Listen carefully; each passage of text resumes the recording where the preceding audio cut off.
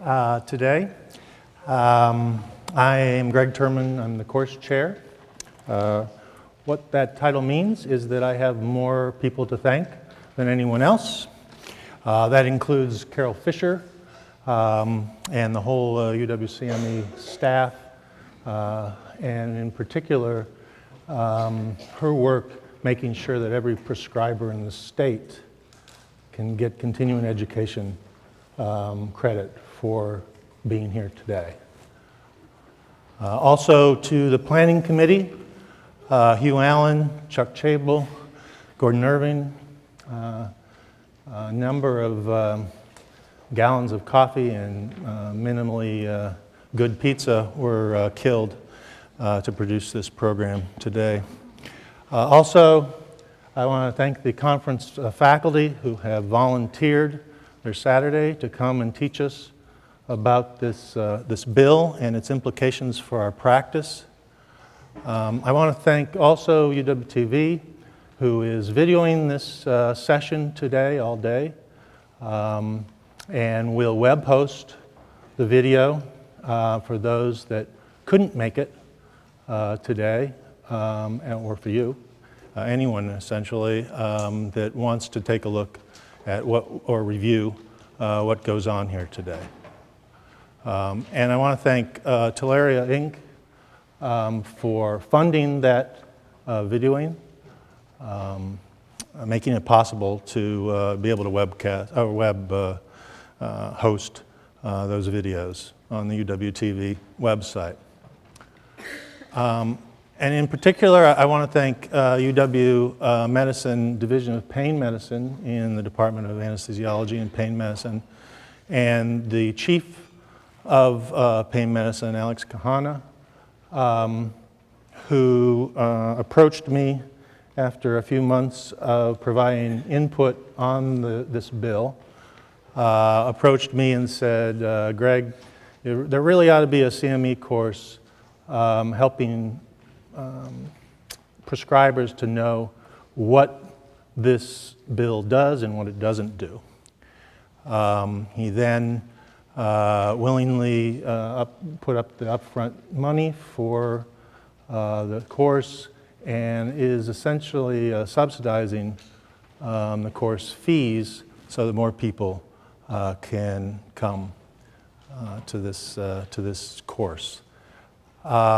He then walked away, said that he thought he might be a little too conflicted to be able to participate in the course, leaving it to the planning committee, including myself. I'll never forget you for this.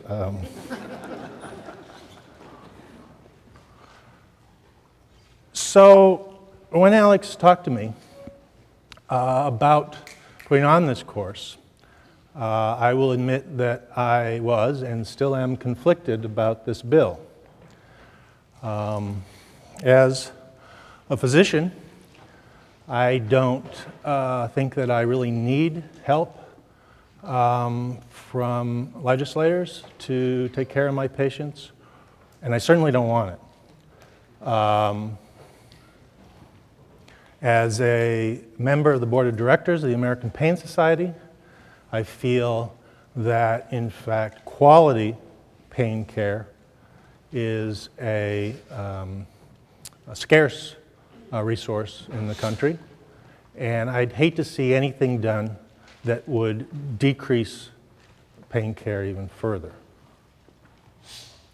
On the other hand, I can't ignore, as a human being, the number of deaths that are associated with opiate prescription drugs ongoing, both in Washington State and in the country as a whole. Two faculty colleagues in my department have had children die from non-medical use of prescription opiates, and something needs to be done. Probably several somethings.